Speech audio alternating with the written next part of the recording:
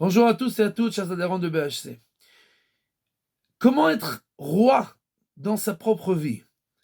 Nous avons déjà répondu à une question semblable. Pourquoi Yosef n'a pas été choisi pour être le roi du peuple juif, mais Yehuda a été choisi à sa place? Yosef était un grand tzaddik et il était déjà roi, il avait l'expérience, il était roi d'Égypte. Il n'y a rien de plus vraisemblable que ce soit lui qui soit choisi pour être le roi d'Israël, mais non. Yehuda est choisi. Et la réponse, c'est que quand Yaakov Avinu bénit Yehuda dans la paracha de la semaine, il lui dit Ata yoducha achecha. Tes frères acceptent ce que tu dis.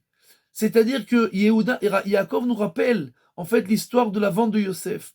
À la vente de Yosef, les frères ont dit venez, on le tue. Et Yehuda a dit non, venez, on le vend. Et les frères lui ont dit après pourquoi, comme de la même manière que tu nous as dit, venez, on le vend, et on t'a écouté, tu nous aurais dit, venez, on le sauve, et on le ramène à papa, alors on t'aurait aussi écouté, et on aurait comme ça gagné le fait que Yaakov Avinu ne s'endeuille pas pendant tellement d'années. Et donc les frères étaient fâchés contre lui. Et depuis ce jour-là, Yehuda a appris à ne pas faire de compromis. Moitié-moitié, on le tue pas, on le vend, on le ramène pas. Depuis ce jour-là, Yehuda prend il est complètement conscient de sa valeur et de sa responsabilité.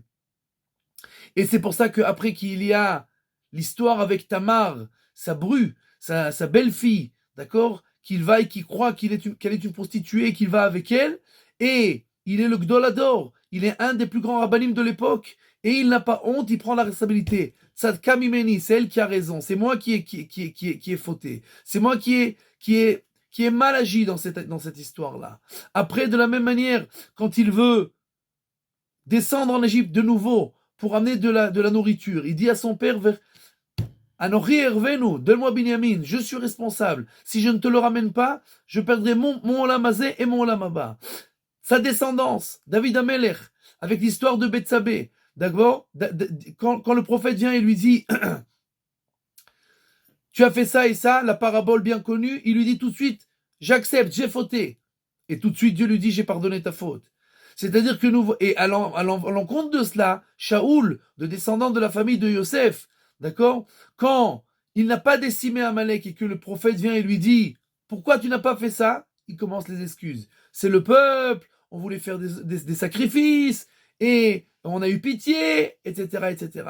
Il ne sait pas prendre responsabilité de ses actes, et c'est pour ça qu'il n'a pas été choisi pour être le dirigeant du peuple juif. Parce que pour être un roi, pour être un dirigeant, il faut savoir ne pas se sauver de ses responsabilités, et quand on a fait une bêtise, alors on la répare. Et que comme ça, on commence à devenir roi sur notre propre vie.